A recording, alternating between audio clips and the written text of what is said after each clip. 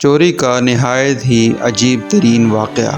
ایک نہایت شاطر اور ماہر چور نے چوری کی خاطر مہنگا لباس زیب تن کر کے معزز اور محترم دکھائی دینے والے شیخ جیسا حلیہ بنا لیا اور صرافہ بازار میں سونار کی ایک دکان کے اندر چلا گیا۔ سونار نے جب اپنی دکان میں وضاقتہ سے نہایت ہی رئیس اور محترم دکھائی دینے والے شیخ کو دیکھا جس کا نورانی چہرہ چمک رہا تھا تو سونار کو ایسا لگا جیسے اس کی دکان کی باغ جاگ اٹھے ہوں۔ اسے پہلی بار اپنی چھوٹی سی دکان کی عزت اور وقار میں اضافے کا احساس ہوا۔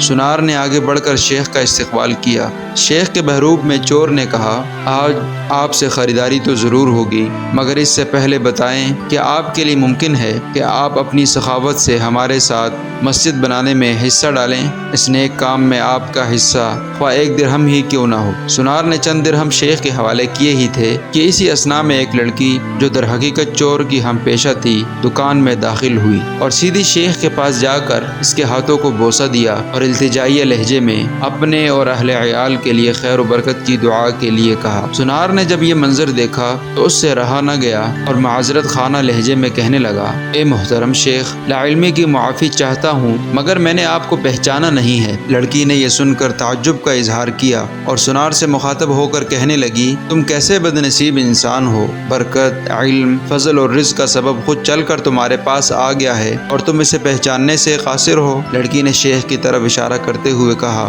یہ فلاں علاقے کے مشہور و معروف شیخ ہیں جنہیں خدا نے کثرت علم، دولت کی فراوانی اور ہر قسم کی دنیاوی نعمتوں سے مالا مال کر رکھا ہے۔ انہیں انسانوں کے بھلے کے سوا کسی چیز کی حاجت نہیں ہے۔ لوگ ان کی ایک جھلک دیکھنے کے لیے بےتاب رہتے ہیں۔ سونار نے شیخ سے معافی مانگتے ہوئے کہا کہ شیخ صاحب، میں معافی کا طلبگار ہوں۔ میرا سارا وقت اس دکان میں گزرتا ہے اور باہر کی دنیا سے بے خبر رہتا ہوں، اس لیے اپنی جہالت کی وجہ سے آپ جیسی برگزیدہ ہستی کو نہ پہچان پایا۔ شیخ نے سونار سے کہا، کوئی بات نہیں، انسان خطا کا پتلا ہے، غلطی پر نادم ہونے والا شخص خدا کو بہت پسند ہے۔ ایسا کرو بھی میرا یہ رومال لے لو اور 7 دن اس سے اپنا چہرہ پونجھتے رہو۔ 7 دنوں کے بعد یہ رومال تمہارے لیے ایسی برکت اور ایسا رزق لے آئے گا جہاں سے تمہیں توقع بھی نہ ہوگی۔ سونار نے پورے ادب و احترام کے ساتھ رومال لیا، اسے بوسہ دیا، آنکھوں کو لگایا اور چہرہ پونجا تو ایسا کرتے ہی وہ بے ہوش ہو کر گر پڑا۔ اس کے گرتے ہی شیخ اور اس کے دوست لڑکی نے سونار کی دکان کو لوٹا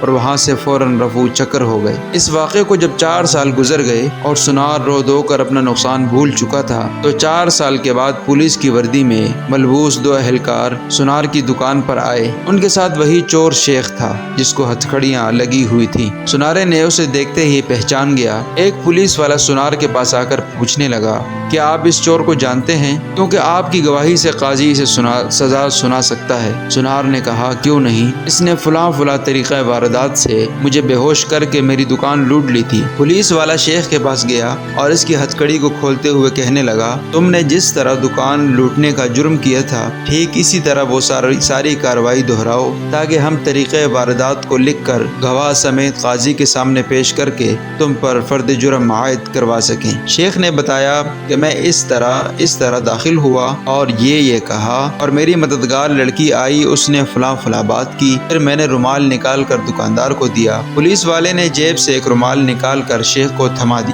شیخ نے سونار کے پاس جا کر اسی طریقے سے اسے رومال پیش کیا تو پولیس والا سونار سے کہنے لگا، جناب آپ بالکل ٹھیک اسی طریقے سے رومال کو چہرے پر پھیریں جیسے اس دن پھیرا تھا۔ سونار نے ایسا ہی کیا اور وہ پھر سے بے ہوش ہو گیا۔ شیخ نے اپنے دوستوں کی مدد سے دوبارہ دکان لوٹ لی جنہوں نے پولیس والوں کا بیس بدل رکھا تھا۔ آج ہمارے ملک کا بھی یہی حال ہے۔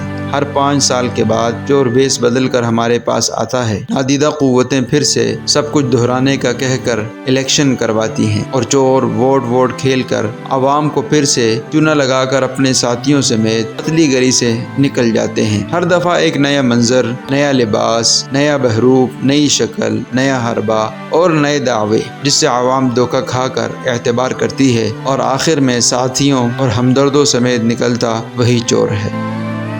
Subscribe.